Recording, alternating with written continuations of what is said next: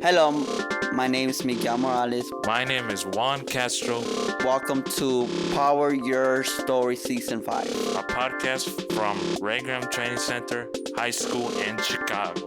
My name is Miles. This is our team is making a podcast. Hi, I'm Brandon Ramirez. Hi, I'm Joel. In this episode, Joel, Justus, and I interviewed Monica Rivera from You Wanna Do What podcast. We interviewed Monica on a computer using Skype and a recording software called Ecamm. Call recorder. This was recorded before the 2020 COVID pandemic. We learned all about how she makes her podcast and that she does it all herself, including recording guests and editing. We also learned how to find great stories from our guests. What we loved most is finding out after the interview that Monica likes to play video games. You can find You Wanna Do What on your favorite podcast app and follow Monica on Instagram at You Wanna Do What. Links are in the show notes in the episode description in your app. Hi, my name is Brandon Ramirez. I'm here with Justus and Joel. Welcome to Power Your Story. How are you today? I'm doing really well. I'm excited to chat with you guys. Thanks for having me today.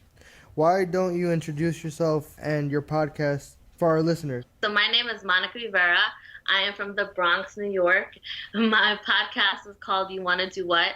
I started in corporate America, and I've done that for a really, really long time, and then decided I wanted to talk to other people who are also in corporate America that might be feeling kind of stuck. Like, I've been doing this job for a really long time.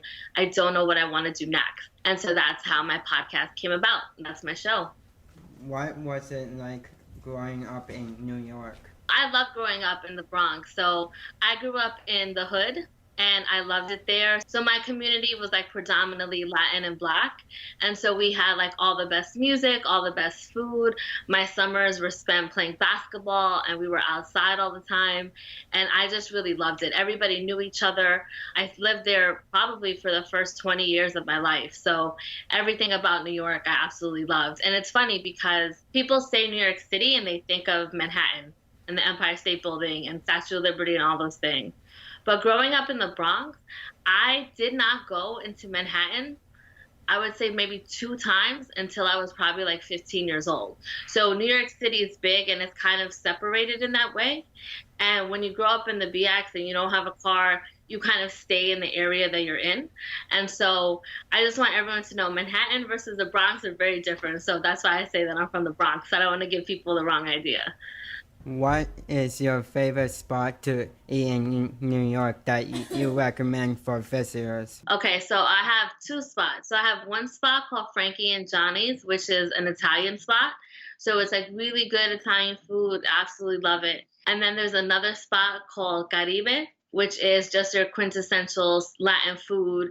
So if you like rice, my favorite dish is carne guisada, which is like beef stew. So if you like that, I would definitely recommend that place to go to. Those are my 2 favorites. Have you ever been to Chicago? I have been to Chicago probably 20 times. So I have come to Chicago a lot. My first job out of college, I worked in a bank. And I got to travel to Chicago anywhere between 4 to 6 times a year. And I absolutely loved it. One reason was because they were paying for me to go. So that's always nice. So you don't have to come out of your own pocket and someone's paying for your trip. But also, I just love the city. To me, it has all the best parts of New York and not the bad parts of it. So like your city's like a lot cleaner than ours. And I just thought it's like a lot friendlier in certain aspects of it. I'm also a big sports fan. So I've been to White Sox games, I've been to Cubs games, and I was this close to actually going to Chicago to see a Bears game, but the tickets are like too expensive and I just couldn't do it. But maybe next season. I love sports in Chicago. You guys have like a great sports town, so it's a lot of fun for me to go there. I see the thumbs up in the back. That's right. So it's a good time. I like Chicago a lot. It's actually one of the cities that I would move to if I left New York. How long have you been podcasting?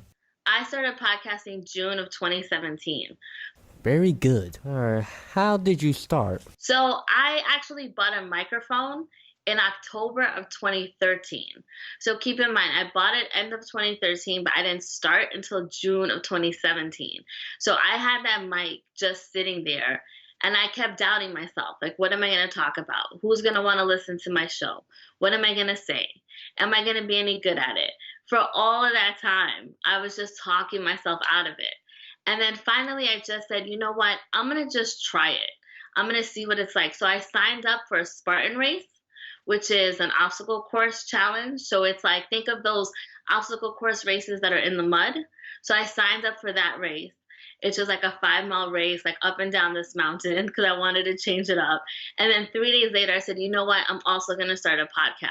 So I took everything in my life that was stable and kind of just threw it up in the air and said, I just want to make a change.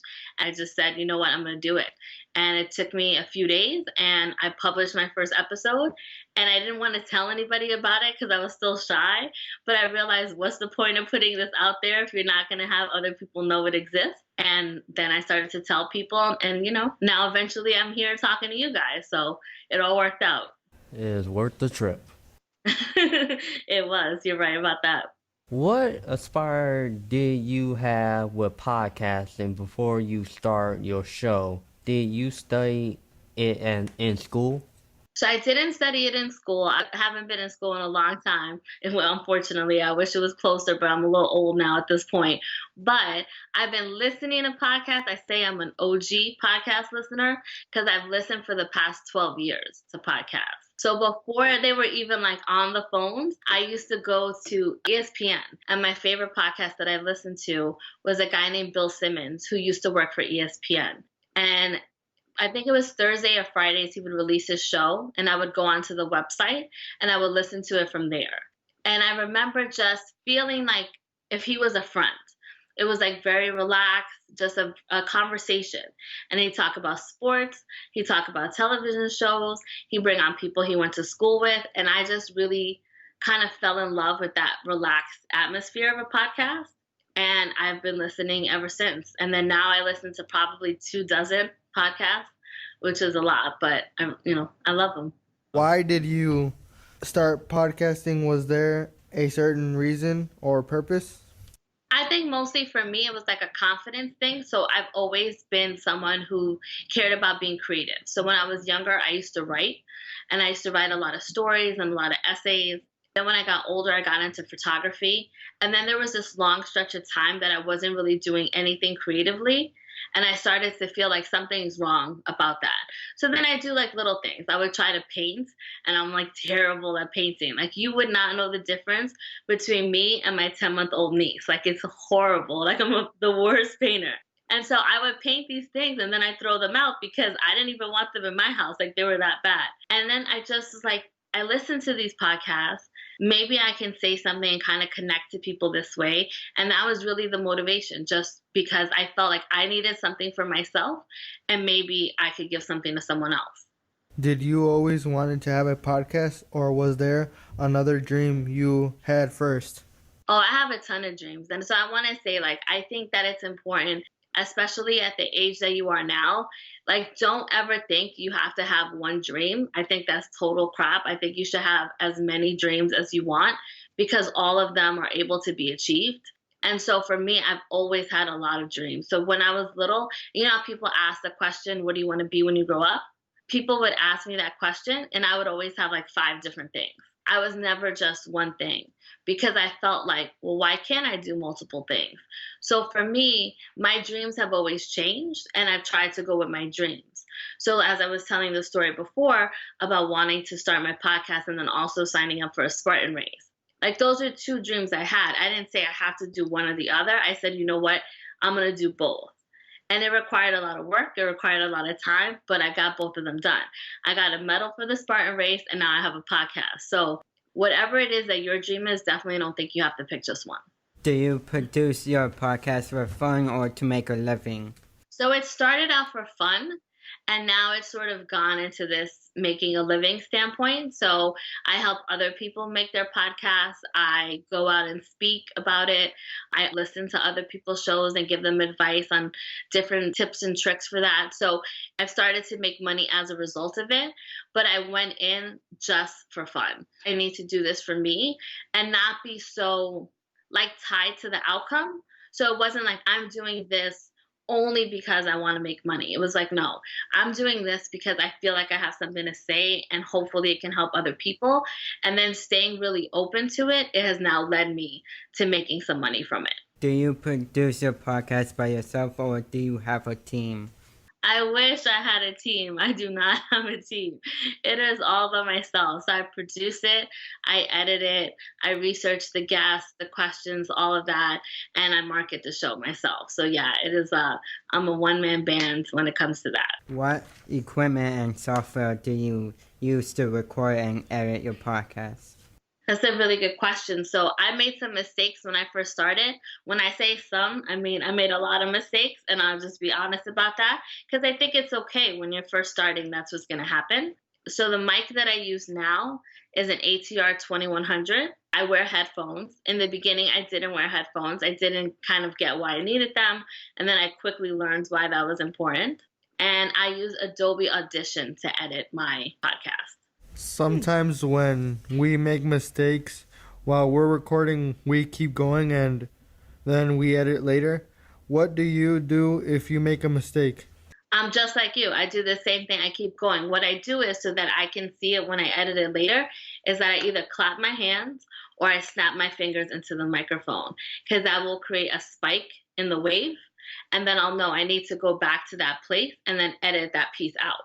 And so that's what I'll do. I'll just either clap or I'll snap my fingers and then I just know where to go to edit. And it saves a lot of time that way. I used to stop and feel like I needed to start over or I had all these little bits of files.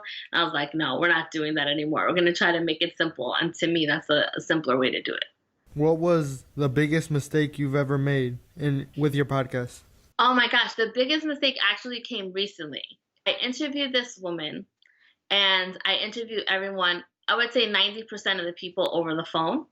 We're 47 minutes into an interview that honestly, I'll tell you guys, I thought was my favorite interview I'd ever done. That's how much I was loving it. 47 minutes in, the recording software just stops. She can't hear me anymore. I can hear her. And she made the mistake totally innocently. She had no idea she was doing this. She disconnected from the software, and when she disconnected it, it completely lost the file. So all 47 minutes of the interview was gone. And I just thought, this is awful. And I'll tell you this, I actually started to cry. Like, not like a full-blown, but like the thug tear, like I really did. Because I thought, oh my gosh, this woman was hard to get. She has 47 minutes of time she gave me. It was so good, the interview, and I lost all of it. And she was kind enough to say, you know what, it's okay, don't worry, we'll reschedule. And so we were able to reschedule, and I got really lucky, and I recorded the interview again. Now, honestly, between us, I felt like the first one was better, but she was kind enough to let me do it again. And like, that's the best thing that I could ask for. But that day, oh, it was so sad. I was in my feels. I just couldn't. Yeah, I didn't know what to do, but I was in my feels heavy that day. How do you choose your specific topics and guests? So for guests, I keep a spreadsheet of who I want to actually interview. And it can be people that are super popular or people that I just think have really good stories. It's all about the story for me of, do I think they fit in with the spirit of the show? Have they done something that they were an ordinary person who went on to do something really great? And so I think of it that way. So it's not like, oh, this person's like super popular, so let me just get them for the sake of that. But they have to be interesting to me, and then I'll ask them on the show. So I keep a spreadsheet, and it has the name, the first day I reached out to them, how I reached out, so whether it was email or through social media or through a publicist or something like that. And then the second time I reach out to kind of keep track of. So usually I will send an email on day one. I'll send a follow-up 3 days later. I'll send another follow-up in 1 week. And then I kind of chill, right? Because you don't want to like harass someone either. But that's generally how I do it for guests. Do I feel that they're interesting? Do I think that listeners are going to benefit from their story? When it comes to topics, like if I have a solo episode, a lot of times I'll have an episode ready to go. It's going to be released on Wednesday. And on Tuesday night, I'll say, you know what? I think I want to talk about something else. And I'll completely record a new episode because I feel like maybe there's a message that I want to share with listeners that is better than the one that I had scheduled to go. So it's really like a lot about feeling. I try to keep the show personal. And the feedback that I get from people is sometimes they feel like I'm their friend. So in keeping that same spirit, if I feel like as a friend, there's another message I think that might better serve you, then that's the topic that I'll put out. So it's really kind of like more about what I feel I should talk about. And I don't really focus on what other podcasts are doing. Yeah, she can relate. At least that's good.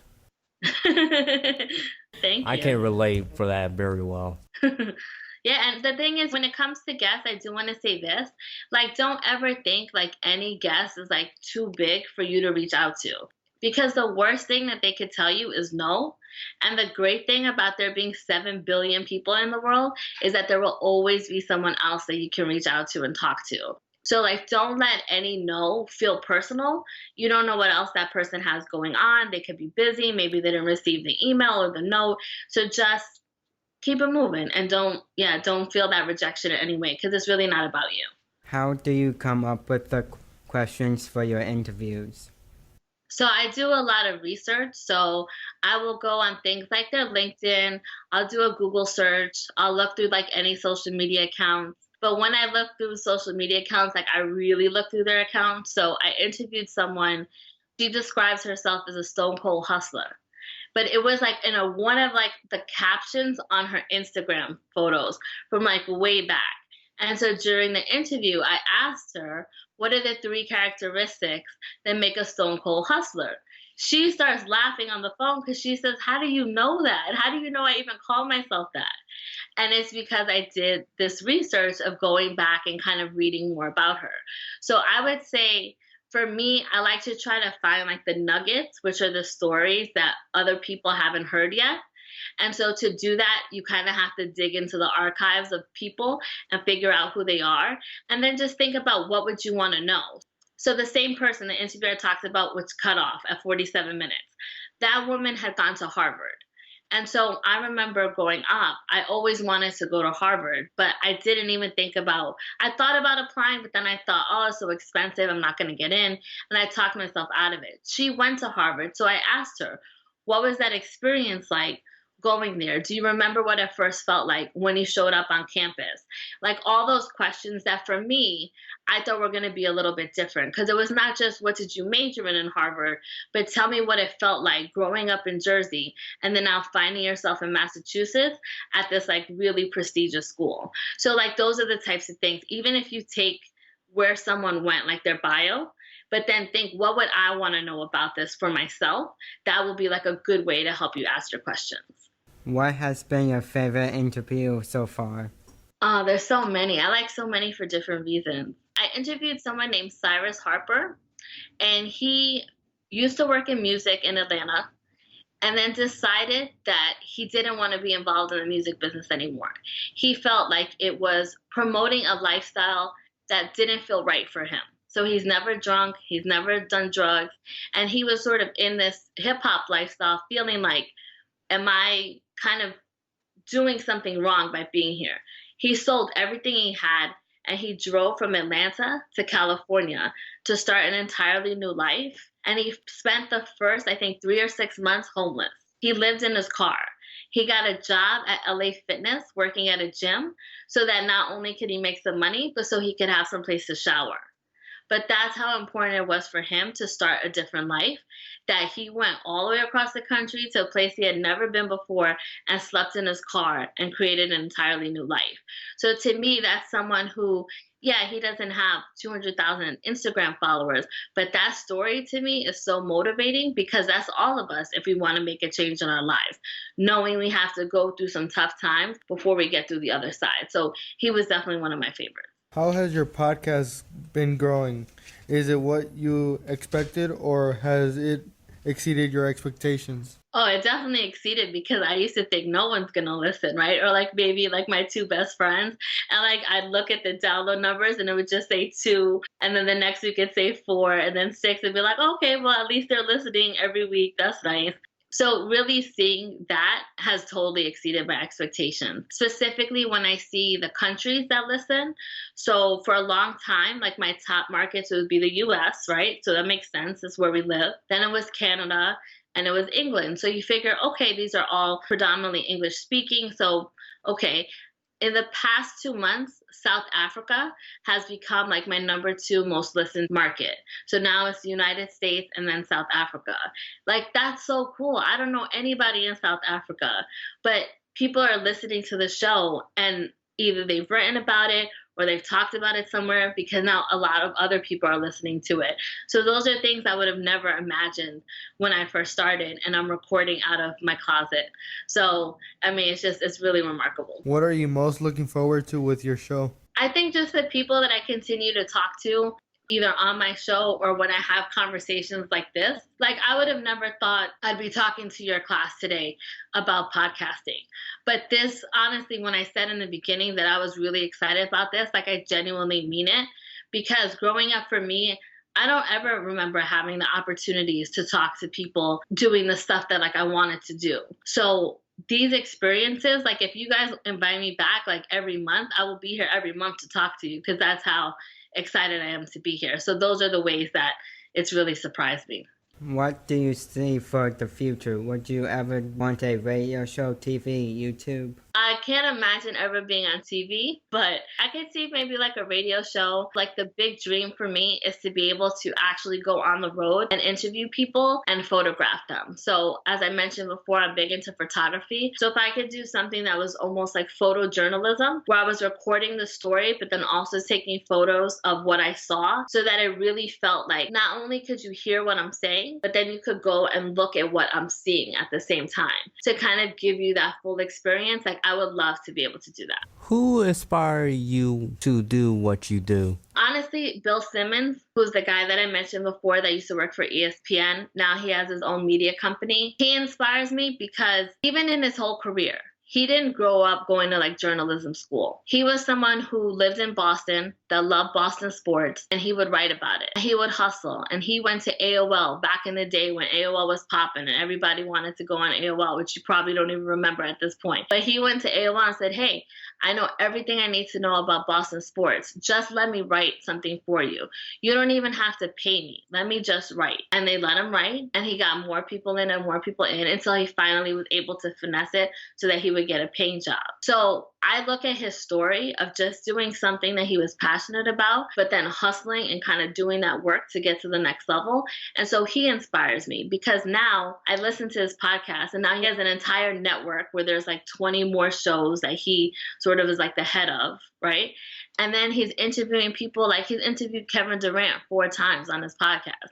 Like Kevin Durant will invite him to his house and he'll sit down and have a 2-hour conversation with Kevin Durant.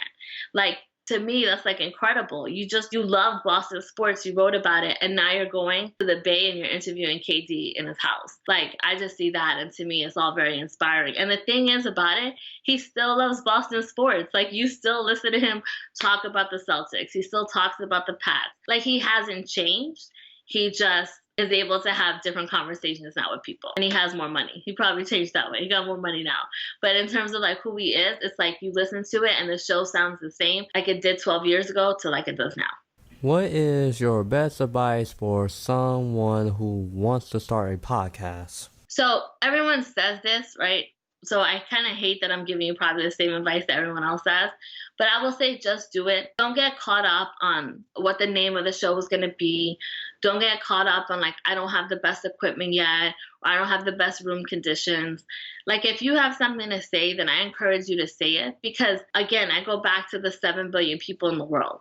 You might think I want to do a show on, I don't know, say music. And say, but there's a Joe Budden podcast and there's Drink Champs and there's this and there's that. But you know what? No one else is going to have the perspective that you have. No one else is going to have your voice. No one's going to have your reason why you're doing it. So don't kind of pay attention to like everyone else who's already done it. Because if that was the case, we'd only have one brand of bread in the store. We'd only have one type of car on the road. We'd only have one microphone to buy because everyone else would have been like, you know what, they already did it. I guess I'm not going to do it. So just focus on whatever it is that you want to say. Amplify your own voice and put on blinders when it comes to everything else. Just tell the story that you want to tell.